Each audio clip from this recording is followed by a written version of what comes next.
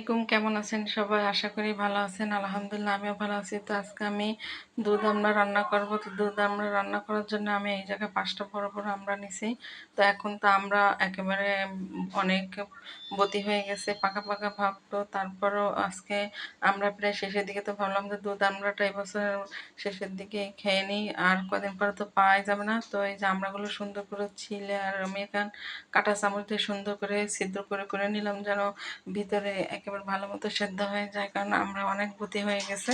এই যে এখন আমি পানির ভিতরে সুন্দর করে একটু লবণ দিয়ে সেদ্ধ করে নেব। আর এই যে সেদ্ধ করার জন্য আমি প্রথমে একেবারে পানি দিয়ে তার ভিতরে ঢাকনা দিয়ে ঢেকে দিয়েছিলাম। তো এই যে আমড়াগুলো এখন প্রায় অনেকখানি সেদ্ধ হয়ে গেছে। তো আমি একটু নাড়াচাড়া দিয়ে উল্টে পাল্টাই দিলাম। তো এখন এই যে দেখেন একেবারে আমড়াগুলো সেদ্ধ হয়ে গেছে, আর এই যে টক পানিগুলো বের হয়ে গেছে।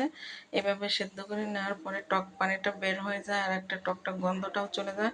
তো এখন আমি তেলে পুরে বাগার দেবো। তো বাগার দেওয়ার জন্য এই জায়গায় আমি পেঁয়াজ, রসুন, গরম মশলা, ছোট ছোট 2টা তেজপাতা, 2টা শুকনো ঝাল সব কিছু সুন্দর করে বাদামি কালার করে ভেজে তার ভিতরে অল্প কিছু আস্ত জিরে দিছি। তো সব কিছু একেবারে ঝাল ভেজে বাদামি কালার হয়ে যাওয়ার পরে আমি এই যে দুধ দিয়ে দিলাম। তো আমি দুধটা করছি কি, যে 1 প্যাকেট গুঁড়ো দুধ গরম পানি দিয়ে গুলে আগে থেকে রেখে দিয়েছিলাম। তো সেই দুধটা ঢেলে দেওয়ার পরে একটু লবণ দিয়ে দিলাম, দিয়ে আর এখন দিয়ে দিচ্ছি চিনি পরিমাণ মতো। তো এই যে চিনি দেওয়ার পরে আমি আবারও নাড়াচাড়া দিয়ে এই দুধটাকে একটু ভালোভাবে বলক দিয়ে নিয়ে তারপরে আমড়াগুলো দিয়ে দিচ্ছি। আর এই যে যেহেতু আমড়াগুলো একেবারে সেদ্ধ হয়ে গেছে, আর এখন আমি করবো কি, কিছুক্ষণ এই দুধের ভিতরে আমড়াগুলো সুন্দর করে জাল দিব।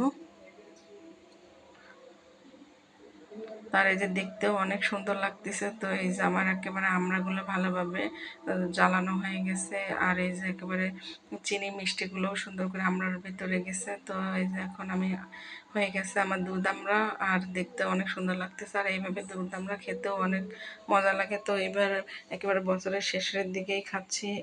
প্রত্যেকবার এর আগেই রান্না করা হয়ে যায় আর একটু জালি জালি থাকা অবস্থায়।